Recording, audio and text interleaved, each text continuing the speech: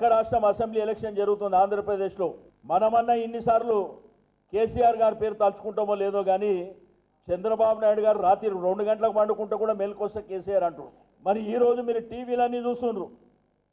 మరి ఒక రాష్ట్రాన్ని పరిపాలించినటువంటి ప్రభుత్వం చెప్పుకోవడానికి ఏమీ లేక ఓన్లీ కేసీఆర్. మీరు ఏ స్పీచ్ అన్నా తీసుకోండి, ఇక్కడ ఆంధ్ర వాళ్ళని కొడుతుండ్రని లేకపోతే వాళ్ళ ఆస్తులు లాగేసుకుంటున్నారని నోటీసులు ఇస్తుండ్రని చెప్పి చంద్రబాబు నాయుడు గారు సిగ్గు లేకుండా మాట్లాడుతుండంటే అసలు హైదరాబాద్లో అందరికంటే ఎక్కువ ఆస్తి ఉన్నటువంటి వ్యక్తే చంద్రబాబు నాయుడు. హైదరాబాద్లో ఎక్కువ ఆస్తులు ఉన్నాయి కూడా తెలుగుదేశం పార్టీ నాయకులకే ఉన్నాయి. ఇక రకరకాల అబద్ధాల పుట్ట ఏం మాట్లాడుతుందంటే పోలవరం మనం ఆపుతున్నామంటాడు. సిగ్గుందా నీకు పరిపాలన చేయనిక చేతగాని దద్దమావు ఈరోజు మాట్లాడుతున్నావు అంటే మరి దయ్యాలు వేదాలు వల్లించినట్టు ఏదో సత్య హరిశ్చంద్ర మహారాజు చంద్రబాబు ఇంటి పక్కన పుట్టినట్టు నీతికి నిజాయితీగా మారుపేరైనట్టు మాట్లాడతాడు. ఆయన స్థాయిని మరచి సభ్యతా సంస్కారాలని విడిచి దద్దమ్మలు సిగ్గు లేదా అంటూ ఆయన విమర్శలు చేయటం జరిగింది. తలసాని శ్రీనివాస్ యాదవ్ గారిని ఒళ్ళు దగ్గర పెట్టుకొని నోరు అదుపులో పెట్టుకొని మాటలు పొదుపుగా వాడవలసిందిగా హెచ్చరిస్తున్నాం.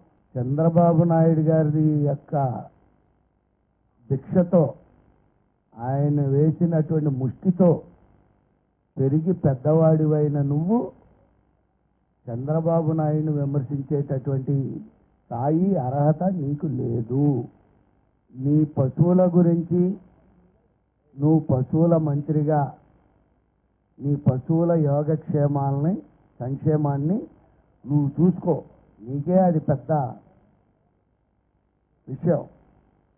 నీకు ఆంధ్ర రాజకీయాల గురించి మాట్లాడేంత సీను నీకు లేదు తలసాని. నువ్వు ఎంత మాట్లాడినా ఎంత గింజుకున్నా నీకు కేసీఆర్ ఇచ్చేది పశువుల శాఖే, ఇచ్చింది కూడా అదే. దీంట్లో ఆంధ్ర రాజకీయాలు మొత్తం కేసీఆర్ చుట్టూ తిరుగుతున్నాయి.